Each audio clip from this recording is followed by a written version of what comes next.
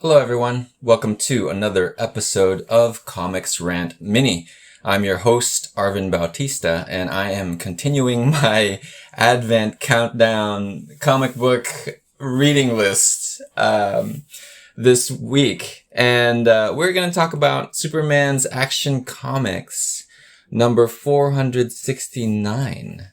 Now, this is a book, a lot of comic books for me, a lot of my old collection obviously hits nostalgic points.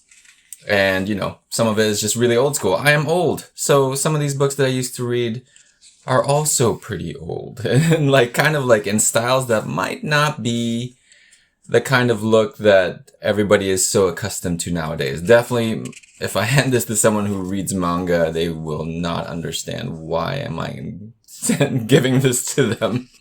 I could be wrong, right? Maybe there's a lot of kids there that are enlightened, but I don't think so because manga has a totally different way of speaking to kids nowadays.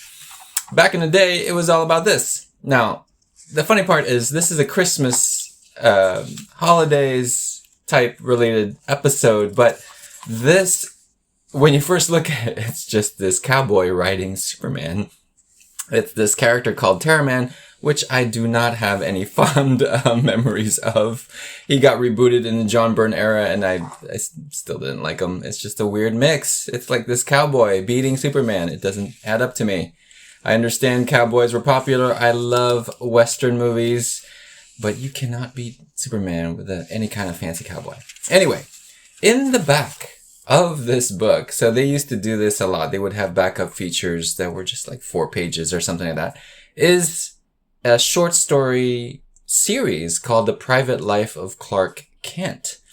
Now, so let's back up a little bit here. So this comic was actually given to me by my brother-in-law. So my brother-in-law likes comics too, except he is a different generation, a little older than me. So maybe 10 years older, or at least the books that he would collect were kind of back then. I think a few years ago, he recently finished his Steve Ditko Spider-Man run. He's a collector. He's definitely got a lot more money to use up for this kind of hobby than me. Anyway, he's been cleaning out his comic book stuff, and he gave me all these old books. And so this Private Life of Clark Kent, I stumbled on. He would give me all these books, and this is Terraman. I don't like Terraman, so I was like, yeah, I know. He gave it to me, but he said it was okay if I had donated it. So I went through some of these books that he gave me that I didn't really want, and I was just donating them to Salvation Army. That's close by to me, so somebody who wants to read it can read it. Now, this book, I'm like, Terraman, I gotta get rid of this. And then I stumbled onto this short story. It's a Christmas story, which is great. And okay, here's another thing that kind of adds on to my fake nostalgia. It's weird. I have this nostalgic thing for comics that I didn't actually read, but in the time period of some of the artists that I enjoyed, like Kurt Swan. I love Kurt Swan stuff.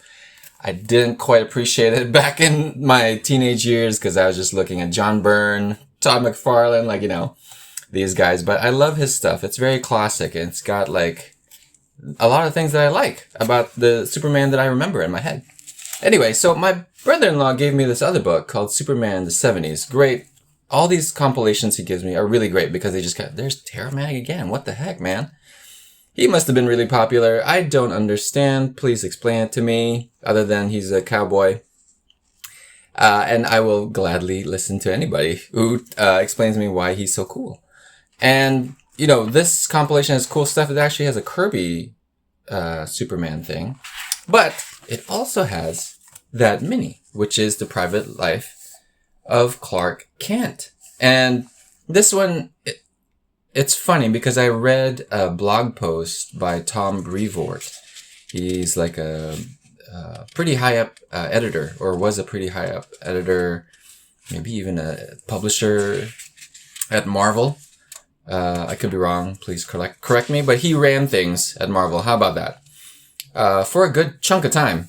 And he would have blog posts about a lot of Marvel stuff, but he would also have this. We would talk about Superman comics, like around this time period. So he must have been reading this stuff when he was younger, and it's cool to read their insight. But anyway, this was cool to me. It appealed to me because it was more about Clark and less about Superman. Now, if you gave this to me when I was a teen, I'd probably be like, where's the action at? Why is Superman not punching freaking Brainiac in the face and taking back that bottled city? Come on. But now that I'm older, I really like them. And that's what Brevoort was saying. He was like, why did they put, who was the editor then? Was it Julie Schwartz or someone else? But he's basically saying, why are they putting this 6 pages of just Clark Kent in a comic book directed and aimed at teenagers? And you know what? I asked the same thing too, but I'm glad that they did, because older Arvin is very appreciative. Anyway, this is the first time I stumbled onto The Private Life of Clark Kent. Back up. It must be pretty important if they actually stuck it into a compilation. That doesn't seem like you just stick anything in there. Anyway, this is about Clark Kent going back to his house and trying to save it because it's going to get bulldozed in favor of a highway by his childhood best friend, who was meaning to do good things for him, but wasn't thinking it through. Anyway, that was the first time I saw this cool side of Superman that was very sentimental, and loved that house. All right, so now flash forward to another book that my brother-in-law gave me, and it is this one. And it's a traditional Christmas story. The main character is very sad about being alone during Christmas. And it's interesting for me because I've been reading Superman more so when he got married, he got engaged. So a lot of these things are done. He's married. He's not alone, right? He's got a family. He's got like a super family too. But it's nice to kind of bring it back to this because this is mostly what Superman was. He was kind of a loner in a way, right? He had friends, but he had to keep them separated from him. And this is exactly what's going on here. And this is like super dweeby Superman. I think this is maybe like a year before the movie. Or, so it's kind of leading up to certain things because there would be some mentions about, in the comic book world with the Terror Man backup about a Superman movie coming out. Like, and it's going to be terrible because he's getting beaten by Terror Man. Like all that kind of stuff. Anyway. So he's like kind of the comedy, sad nerdy Clark, basically, right? Sad, lonely Clark. So in Christmas, it's even worse. It's Clark Kent's Lonely Christmas. This was written by edited by Julie Schwartz, written by Bob Rozakis, and the artists are John Calnan and Tex Blaisdell. I don't really remember John Calnan's other work, but I remember Tex Blaisdell would be inking Kurt Swan's stuff. So I guess it kind of makes this a little bit more uniform from the book here. So this is Kurt Swan, inked by Blaisdell. Right. This is old school Superman at its finest. Anyway, so it's the typical story of our main character being lonely. And he goes through a lot of things. All his friends are pretty happy. Jimmy's traveling somewhere, so is Lois. It's strange that Lois going to Pittsdale to hang out with her folks on the farm. So, modern background for Lois's folks is she's an army brat. I guess I just would think that people on the farm things, it could be a family farm. Maybe it is an army thing. I don't know. Morgan Edge is the boss, is Clark's boss at this time period. He's working for a TV studio, so he kind of got modernized around the time that Jack Kirby came in there. I think Morgan Edge is a Jack Kirby creation. And so it's a little different, right? He runs the TV station, but I think he also owns the Daily Planet. He's handing out bonus checks. I think I was handed out bonus checks when I started. This was like 1998, 1999. Oh, 2000s. Yeah, 1999, 2000s. But that is usually not the practice anymore. So it kind of dates it a little bit. But it's interesting because the boss goes around, greets everybody, and gives you a little summary of his relationship with these characters. Totally hitting on these girls with a little innuendo going on here that I'm like, oh, I'm pretty sure that's what the writer meant. He says, I'd really love to stuff my stockings with you lovely ladies. If you flip that around a little bit. Yeah. Anyway. But Morgan Hedge is just hitting on these girls. They're probably getting harassed. They're just putting on a smile on their face. Anyway, everybody leaves the party, right? Not even so much as, they notice he's like all kind of sad and droopy. He walks back home. Some dude skids on the ice and he just casually stops it with his hand. Reminds me of a scene of, I think in Superman 2, where he kind of does that and this guy's like, huh. And then he just sits there. Anyway, he goes back to his house. So that's where this came in, which kind of made me even more nostalgic because there's already a short story in here that kind of prepped me for him going back here and why he's so sentimental. I don't know if this short story came before or after.